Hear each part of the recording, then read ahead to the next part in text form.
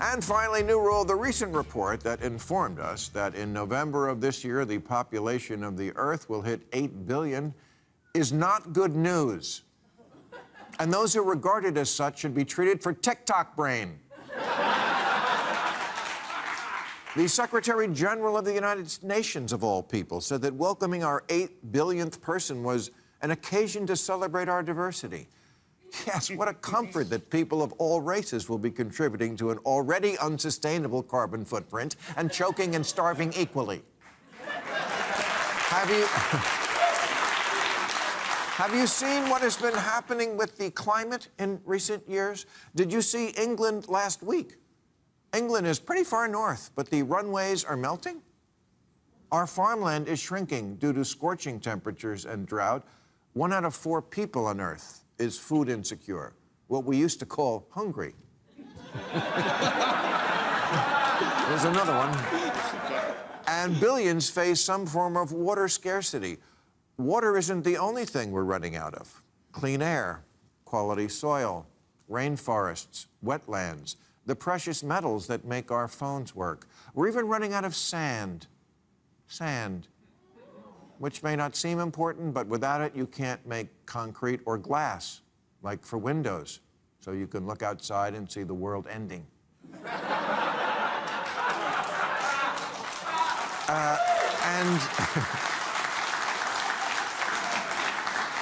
All of this is not unrelated to there being ever more people on Earth who tend to use things.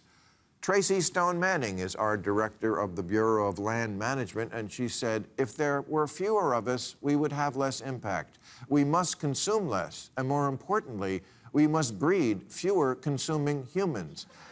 Yes, I thought this was a duh.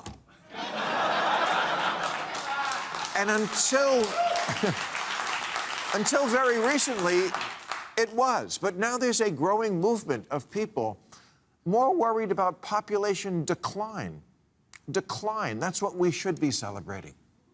But Elon Musk says, the biggest problem the world will face in 20 years is population collapse.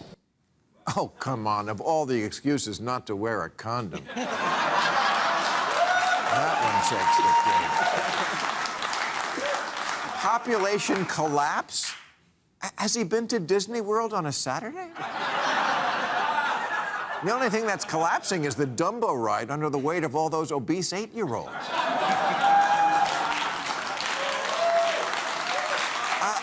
I'm not worried about the population collapsing. I'm worried about the glaciers collapsing and the food chain and the electrical grid.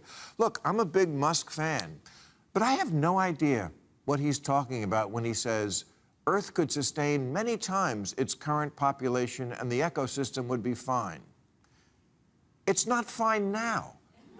Nature World News just reported an unprecedented global extinction crisis with more than 1 million species expected to die off in the next few decades. The bees are all dying, and the coral reefs. Fish populations in the ocean are collapsing. What the fuck are these people talking about? America's population is now about 335 million, and there's a supposedly smart guy named Matthew Iglesias who wrote a book called 1 Billion Americans, arguing there should be 1 billion of us. 1 billion Americans. Insert your own traffic on the 405 joke here.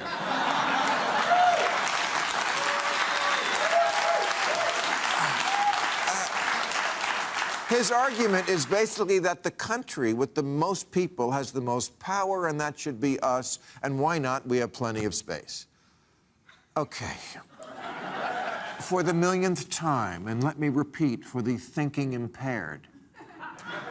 Yes, we do have space. Point conceded. It's not about space. It's about resources. Didn't we just run out of baby formula? Was the problem not enough babies? Yes, there's space on Earth for more people, but somehow they all seem to want to get on this train.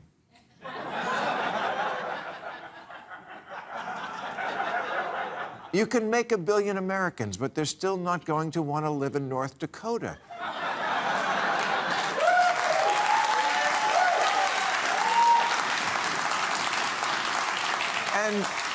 Even if they did, where are all these new residents of the greater Bismarck metro area going to eat? Soylent Green?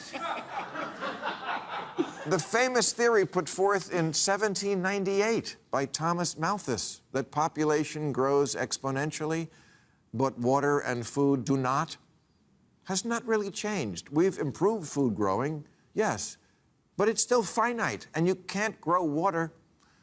The planet's resources are finite, but our predilection to always be down to fuck apparently is not.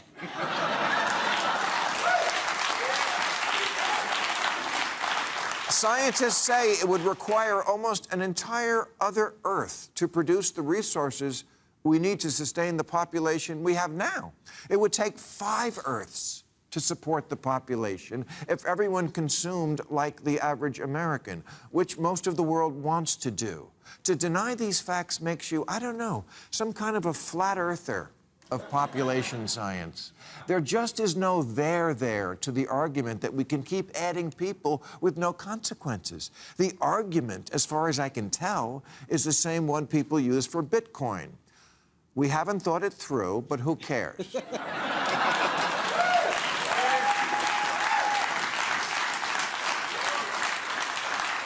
It seems like it would be good for business.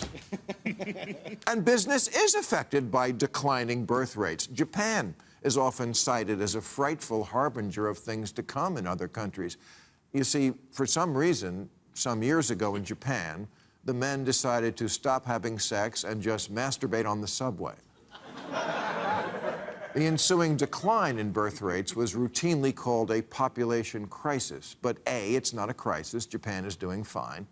And B, the crisis is really just one of GDP growth. Yes, a falling birth rate does cause some problems because we need fresh new participants entering the workforce to fund the retirements of the previous generation of workers. And yes, if birth rates decline too much and people keep living longer, the result is a society of the aged and enfeebled, or as it's known today, Congress.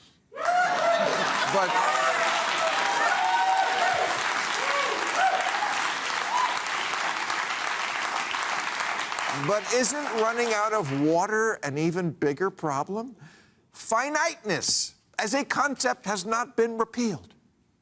We've forced upon ourselves an economic model where businesses need ever more customers, but more customers means more carbon, more waste, more plastic in the ocean, more mouths to feed.